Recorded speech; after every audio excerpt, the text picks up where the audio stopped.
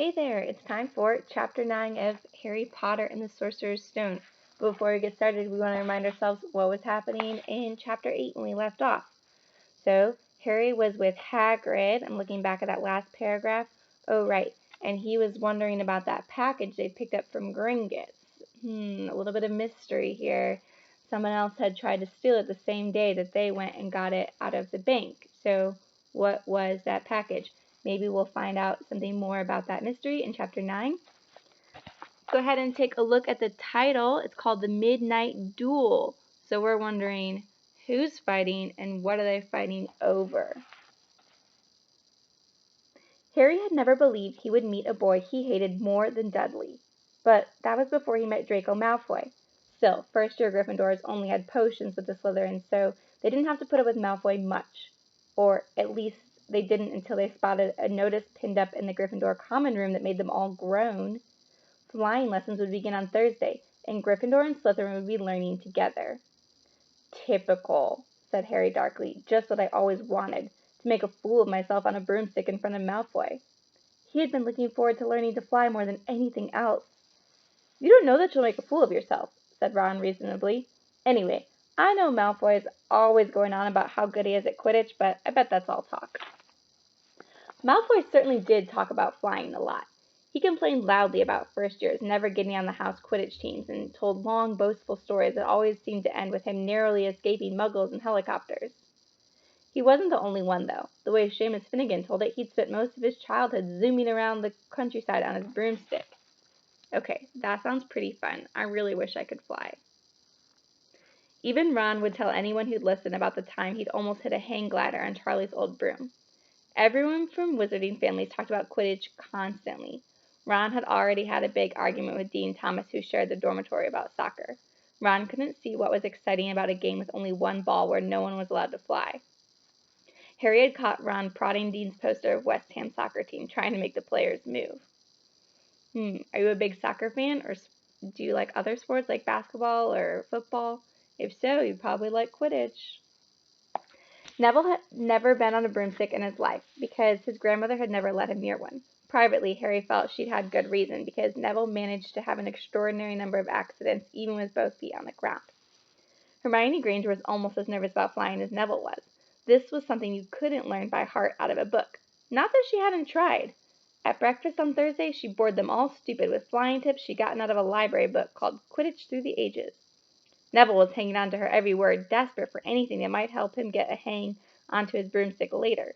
But everybody else was very pleased when Hermione's lecture was interrupted by the arrival of the mail. Harry hadn't had a single letter since Hagrid's note, something that Malfoy had been quick to notice, of course. Malfoy's eagle owl was always bringing in packages of sweets from home, which he opened gloatingly at the Slytherin table. A barn owl brought Neville a small package from his grandmother. He opened it excitedly and showed them a glass ball the size of a large marble, which seemed to be full of white smoke. "It's a remember-all," he explained. "Gran knows I forget things. This tells you if there's something you've forgotten to do.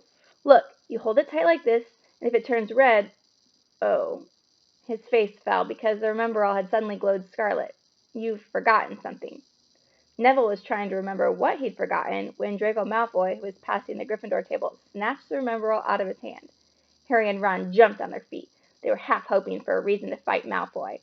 But Professor McGonagall, who could spot trouble quicker than any teacher in the school, was there in a flash. "What's going on?"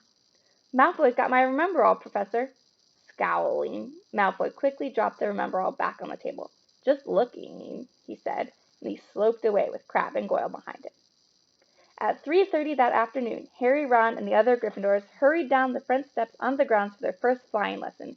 It was a clear, breezy day, and the grass rippled under their feet as they marched down the sloping lawns toward a smooth, flat lawn on the opposite side of the grounds to the Forbidden Forest, whose trees were swaying darkly in the distance. The Slytherins were already there, and so were 20 broomsticks lying in neat lines on the ground. Harry had heard Fred and George Weasley complain about the school brooms, saying that some of them started to vibrate if you flew too high or always flew slightly to the left. Their teacher, Madame Hooch, arrived. She had short gray hair and yellow eyes like a hawk. "Well, what are you all waiting for?" she barked. "Everyone stand by a broomstick. Come on, hurry up." Harry glanced down at his broom. It was old, and some of the twigs stuck out at odd angles. Stick your right hand over your broom, called Madame Hooch up at the front, and say, up.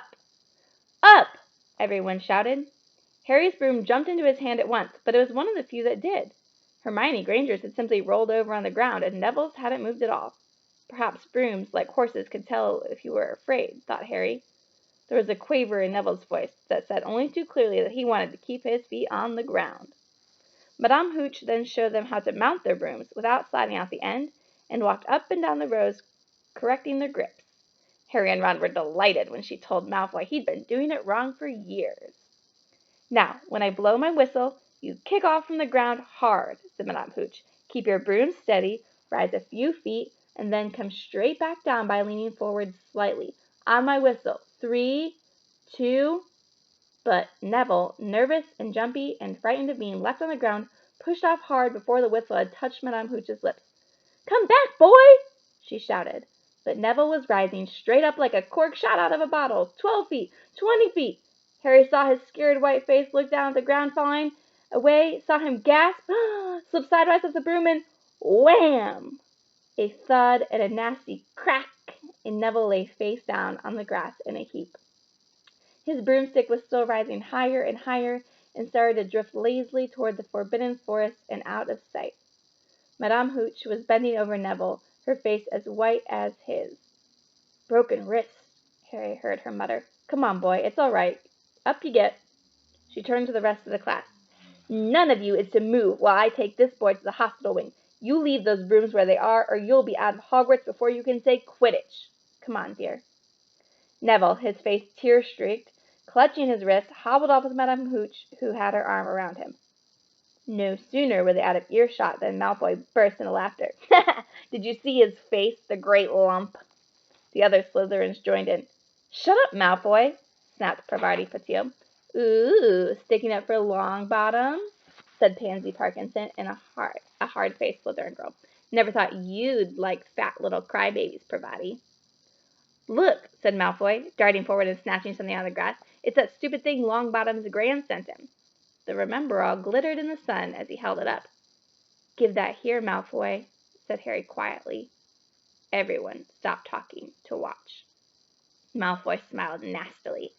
I think I'll leave it somewhere for Longbottom to find. How about up in a tree? Give it here, Harry yelled, but Malfoy had leapt onto his broomstick and taken off. He hadn't been lying. He could fly well. Hovering level with the topmost branches of an oak, he called, Come and get it, Potter. Harry grabbed his broom. No! Shouted Hermione Granger. Madame Hooch told us not to move. You'll get us all in trouble. Harry ignored her. Blood was pounding in his ears. He mounted the broom and kicked hard against the ground, and up, up, up he soared. Air rushed through his hair, and his robes whipped out behind him. In a rush of fierce joy, he realized he'd found something he could do without being taught. This was easy. This was wonderful.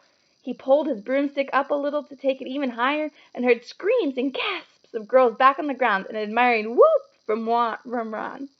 He turned his broomstick sharply to face Malfoy in midair. Malfoy looked stunned.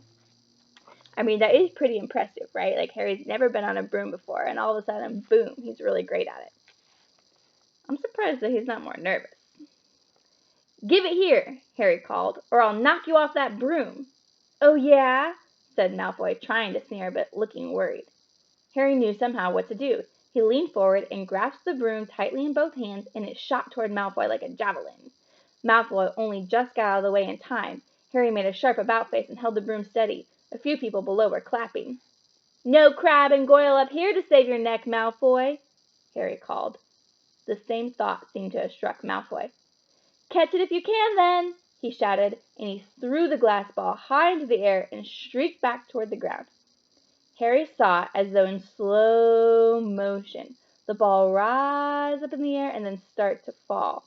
He leaned forward and pointed his broom handle down.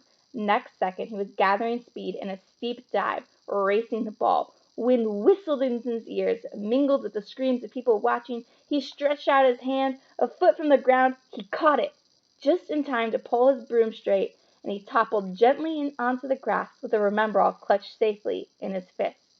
Harry Potter! His heart sank faster than he'd just dived. Professor McGonagall was running toward them. He got to his feet, trembling. Never in all my time at Hogwarts! Professor McGonagall was almost speechless with shock, and her glasses flashed furiously. "How dare you! You might have broken your neck!" "It wasn't his fault, Professor." "Be quiet, Miss Fitzgerald." "But Malfoy—" "That's enough, Mr. Weasley. Potter, follow me now." Harry caught sight of Malfoy, Crabbe, and Goyle's triumphant faces as he left, walking numbly in Professor McGonagall's wake as she strode toward the castle. He was going to be expelled. He just knew it. He wanted to say something to defend himself, but there seemed to be something wrong with his voice. Professor McGonagall was sweeping along without even looking at him. He had to jog to keep up. Now he'd done it. He hadn't even lasted 2 weeks. He'd be packing his bags in 10 minutes. What would the Dursleys say when he turned up on the doorstep? Oof, that would be both really depressing and embarrassing to get sent home. Up the front steps, up the marble staircase inside, and still Professor McGonagall didn't say a word to him. Ooh, is she waiting to yell at him? She wrenched open doors and marched along corridors with Harry trotting miserably behind her. Maybe she was taking him to Dumbledore. He thought of Hagrid, expelled but allowed to stay on as a gamekeeper. Perhaps he could be Hagrid's assistant. His stomach twisted as he imagined it, watching Ron and the others become wizards while he stumped around the grounds carrying Hagrid's bag. Professor McGonagall stopped outside a classroom. She opened the door and poked her head inside. "Excuse me, Professor Flitwick, could I borrow Wood for a moment?" Wood? Thought Harry, bewildered. Was Wood a cane she was going to use on him? But Wood turned out to be a person, a burly fifth-year boy who came out of Flitwick's class looking confused. "Follow me, you two," said Professor McGonagall, and they marched on up the corridor, Wood looking curiously at Harry. "In here." Professor McGonagall pointed them into a classroom that was empty except for Peeves, who was busy writing rude words on the blackboard. "Out, Peeves!" she barked. Peeves threw the chalk into a bin, which clanged loudly, and he swooped out, cursing. Professor McGonagall slammed the door behind it and turned to face the two boys. "Potter, this is Oliver Wood. Wood, I found you a seeker." "What? What does that mean?" Wood's expression changed from puzzlement to delight. "Are you serious, Professor?" "Absolutely," said Professor McGonagall crisply. "The boy's a natural. I've never seen anything like it. Was that your first time on a broomstick, Potter?" Harry nodded silently. He didn't have a clue what was going on, but he didn't seem to be being expelled, and some of the feeling started coming back to his legs. "He caught that thing in his hand after a 50-foot dive," Professor McGonagall told Wood. "Didn't even scratch himself. Charlie Weasley couldn't have done it." Wood was now looking as though all his dreams had come true at once. "Ever seen a game of Quidditch, Potter?" he asked excitedly. "Wood's captain of the Gryffindor team," Professor McGonagall explained. "He's just the build for a seeker, too," said Wood, now walking around Harry and staring at him. "Light, speedy, we'll have to get him a decent broom. Professor, a Nimbus 2000 or a Clean Sweep 7, I'd say." "Ooh, it sounds like they're saying Harry would be really good at Quidditch. Exciting." "I shall speak to Professor Dumbledore and see if we can't bend the first-year rule. Heaven knows we need a better team than last year. Flattened in that last match by Slytherin. I couldn't look at Severus Snape in the face for weeks." Professor McGonagall peered sternly over her glasses at Harry. "I want to hear you're training hard, Potter, or I may change my mind about punishing you." Then she suddenly smiled. "Your father would have been proud," she said. "He was an excellent Quidditch player himself." Oh man, I bet that really makes Harry feel good to hear that he's got something in common with his dad. "You're joking." It was dinner time. Harry had just finished telling Ron what had happened when he left the grounds with Professor McGonagall. Ron had a piece of steak and kidney pie halfway to his mouth, but he'd forgotten all about it. "Seeker?" he said. "But first years never. You must be the youngest house player in about—" "A century," said Harry, shoveling pie into his mouth. He felt particularly hungry after the excitement of the afternoon. "Wood told me." Ron was so amazed, so impressed. He just sat and gaped at Harry. "I start training next week," said Harry. "Only don't tell anyone. Wood wants to keep it a secret." Fred and George Weasley now came into the hall, spotted Harry, and hurried over. "Well done," said George in a low voice. "Wood told us. We're on the team too. Beaters." "I tell you, we're going to win that Quidditch Cup for sure this year," said Fred. "We haven't won since Charlie left, but this year's team is going to be brilliant." "You must be good, Harry." Wood was almost skipping when he told us. "Anyway, we've got to go.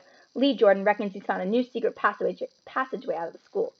Bet it's that one behind the statue of Gregory the Smarmery that we found in our first week. See you." Fred and George had hardly disappeared when someone far less welcome turned up. Malfoy, flanked by Crabbe and Goyle. "Having a last meal, Potter?" When are you getting on the train back to the Muggles? You're a lot braver now that you're back on the ground and got your little friends with you, said Harry coolly. There was, of course, nothing at all little about Crabbe and Goyle, but as the high table was full of teachers, neither of them could do more than crack their knuckles and scowl. I'd take you on any time on my own, said Malfoy. Tonight, if you want. Wizard's duel. Wands only. No contact. What's the matter? Never heard of a wizard's duel before, I suppose? Of course he has, said Ron, wheeling around. I'm his second. Who's yours? Malfoy looked at Crabbe and Goyle, sizing them up. Crabbe, he said. Midnight all right? We'll meet you in the trophy room. That's always unlocked. When Malfoy had gone, Ron and Harry looked at each other. What is a wizard's duel? Said Harry. And what do you mean you're my second? Well, a second's there to take over if you die, said Ron casually, getting started at last on his cold pie. Catching the look on Harry's face, he added quickly, but people only die in proper duels, with real wizards. The most you and Malfoy will be able to do is send sparks at each other. Neither of you knows enough magic to do any real damage. I bet he expected you to refuse anyway. And what if I wave my wand and nothing happens? Throw it away and punch him on the nose, Ron suggested. Excuse me. They both looked up. It was Hermione Granger. Can't a person eat in peace in this place? Said Ron. Hermione ignored him and spoke to Harry. I couldn't help overhearing what you and Malfoy were saying. Bet you could, Ron muttered. And you mustn't go wandering around the school at night. Think of the points you'll lose Gryffindor if you're caught, and you're bound to be. It's really very selfish of you. And it's none of your business, said Harry. Goodbye, said Ron. All the same, it wasn't what you'd call the perfect end to the day, Harry thought, as he lay awake much later, listening to Dean and Seamus falling asleep. Neville wasn't back from the hospital wing. Ron had spent all evening giving him advice such as, if he tries to curse you, you'd better dodge it, because I can't remember how to block them. Uh-oh, he's really not prepared. He hasn't learned very much yet. There was a very good chance they were going to get caught by Filch or Mrs. Norris, and Harry felt he was pushing his luck breaking another school rule today. Man, yeah, what is going on? He is breaking all the rules. On the other hand, Malfoy's sneering face kept looming up out of the darkness. This was his big chance to beat Malfoy face to face. He couldn't miss it. 11:30, Ron muttered at last. We'd better go. They pulled on their bathrobes, picked up their wands, and crept across the tower room, down the spiral staircase, and into the Gryffindor common room. A few embers were still glowing in the fireplace, turning all the armchairs into hunched black shadows. They had almost reached the portrait hole when a voice spoke from the chair nearest them. I can't believe you're going to do this, Harry. A lamp flickered on. It was Hermione Granger wearing a pink bathrobe and a frown. You, said Ron furiously, go back to bed. I almost told your brother, Hermione snapped. Percy, he's a prefect. He'd put a stop to this. Harry couldn't believe anyone could be so interfering. Come on, he said to Ron. He pushed open the portrait of the fat lady and climbed through the hole. Hermione wasn't going to give up that easily. She followed Ron through the portrait hole, hissing at them like an angry goose. Don't you care about Gryffindor? Do you only care about yourself?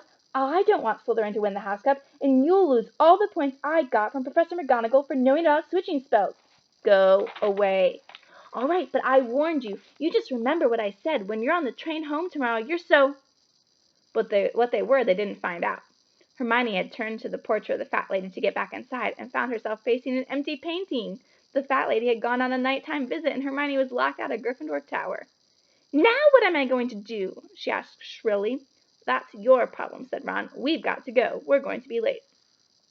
They hadn't even reached the end of the corridor when Hermione caught up with them. I'm coming with you, she said. You are not. Do you think I'm going to stand out here and wait for Filch to catch me? If he finds all three of us, I'll tell him the truth, that I was trying to stop you, and you can back me up. You've got some nerve, said Ron loudly. Shut up, both of you, said Harry sharply. I heard something. It was a sort of snuffling. Mrs. Norris? Breathed Ron, squinting through the dark. It wasn't Mrs. Norris. It was Neville. What's Neville doing there? He was curled up on the floor, fast asleep, but jerked suddenly awake as they crept near.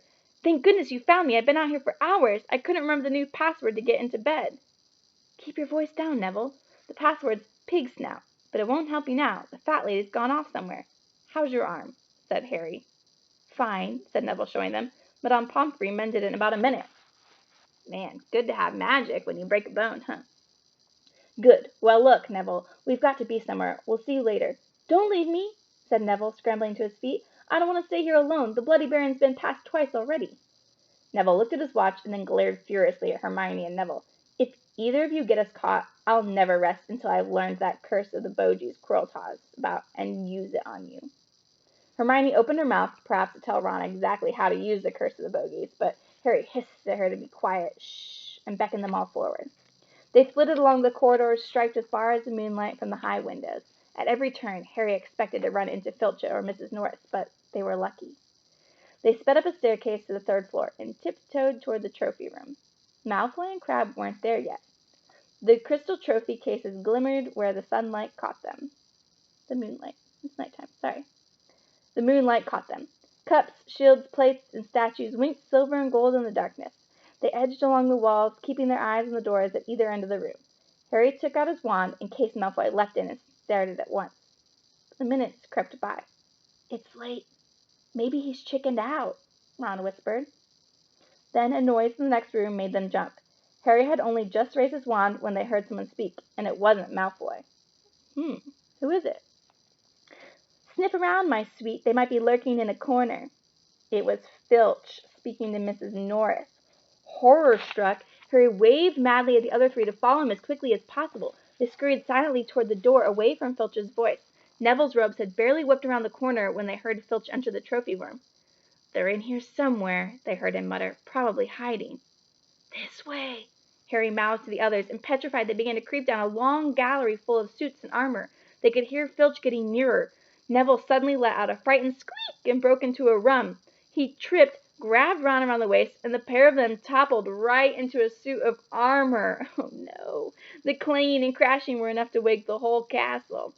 Run! Harry yelled, and the four of them sprinted down the gallery, not looking back to see whether Filch was following.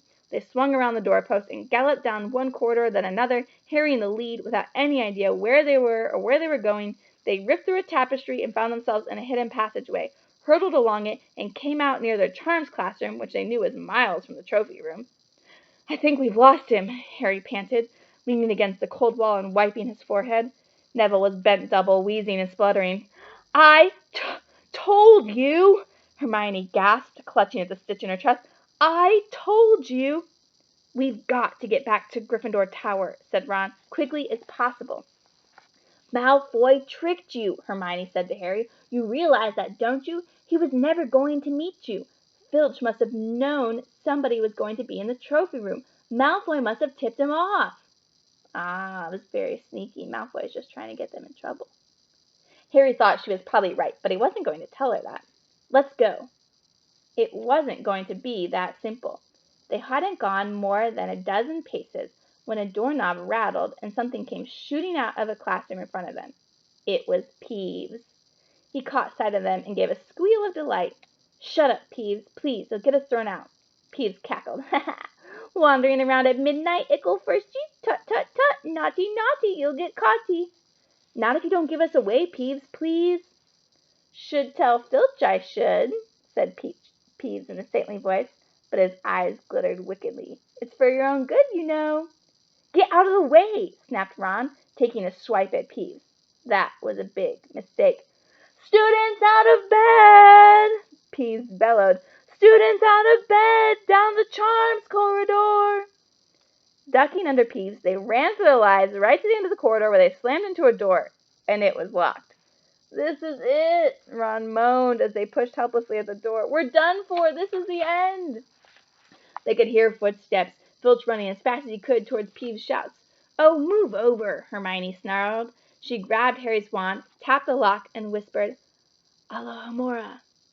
The lock clicked, and the door swung open. They piled through it, shut it quickly, and pressed their ears against it, listening. Hermione's knowledge of spells is coming into use, huh? Which way did they go, Peeves? Filch was saying. Quick, tell me. Say please. Don't mess with me, Peeves. Now where did they go? Shan't say nothing if you don't say please, said Peeves in his annoying sing-songy voice. All right, please. Nothing! Ha ha! Told you I wouldn't say nothing if you didn't say please. Ha ha ha! And they heard the sound of Peeves whooshing away and Filch cursing in rage. He thinks this door is locked, Harry whispered. I think we'll be okay. Get off, Neville. For Neville had been tugging on the sleeve of Harry's bathrobe for the last minute. What? Harry turned around and saw quite clearly what. For a moment, he was sure he'd walked into a nightmare.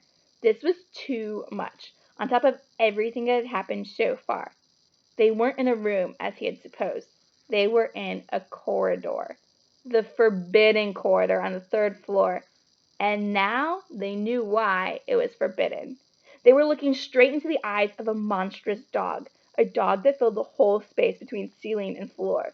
Oh my goodness, try to picture that. That is enormous. It had 3 heads, 3 pairs of rolling mad eyes, 3 noses twitching and quivering in the direction, 3 drooling mouths, saliva hanging in slippery ropes from the yellowish fangs.